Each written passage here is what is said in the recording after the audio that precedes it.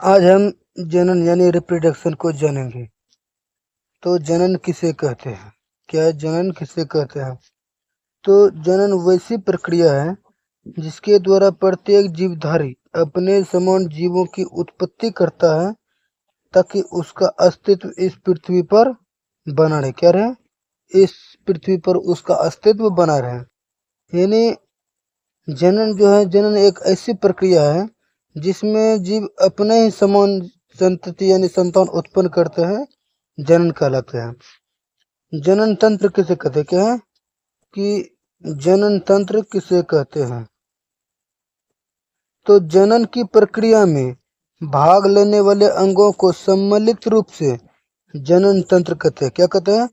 जनन की प्रक्रिया में भाग लेने वाले अंगों को सम्मिलित रूप से जनन तंत्र कहते हैं।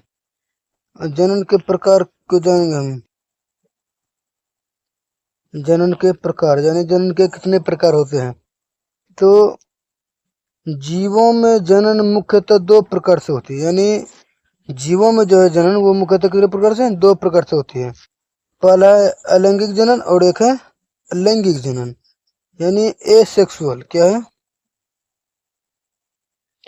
अलैंगिक जनन यानी एसेक्सुअल रिप्रोडक्शन।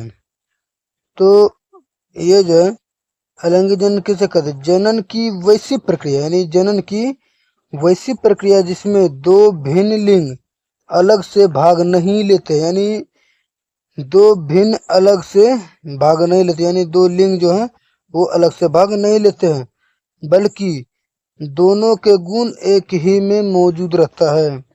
तो उसे अलैंगिक जनन कहते हैं। क्या क्या कहते हैं? उसे अलैंगिक जनन कहते हैं। जैसे तो कैसे?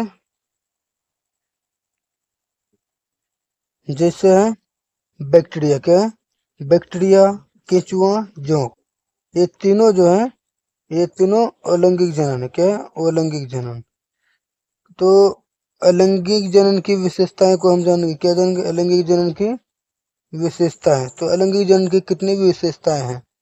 पहला नंबर, एक नंबर में क्या कर रहा है? अलैंगिक जनन के यानी अलैंगिक जनन में सिर्फ एक वैशिष्ट भाग लेते हैं। क्या लेते हैं? एक वैशिष्ट भाग लेते हैं। और दूसरा पॉइंट है क्या?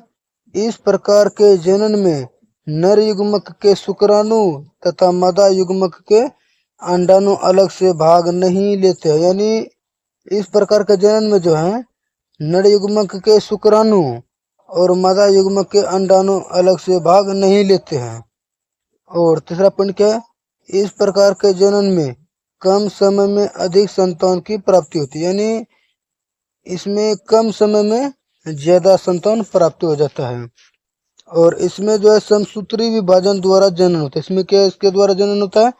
तो समसूत्री विभाजन द्वारा इसमें जनन होता है। अगला है पांचवा पॉइंट क्या? लैंगिक जनन यानी अलैंगिक जनन में उत्पन्न संतान के आनुवंशिक गुण अपने पूर्वज के समान होते हैं। यानी अलैंगिक जनन में जो है उत्पन्न जो संतान होता है तो उसका आनुवंशिक गुण जो होता है वो उसके अपने पूर्वज के समान होता है। इसमें जो है निषेचन की क्रिया नहीं होती। यानी निषेचन की क्रिया जो है वो इसमें नहीं होती है। इसमें जनन में कायिक कोशिका भाग लेता है। यानी अलैंगिक जनन में जो है कायिक कोशिका भाग लेते हैं।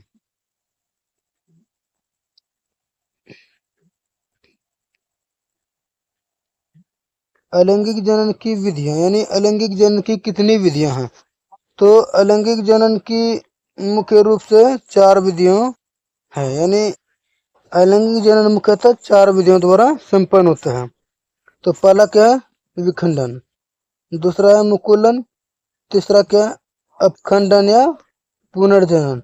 और चौथा है बीजाणु जनन। तो अब हम दूसरे वीडियो में जानेंगे कि विखंडन किसे कहते हैं। तब तक के लिए जय हिंद, धन्यवाद।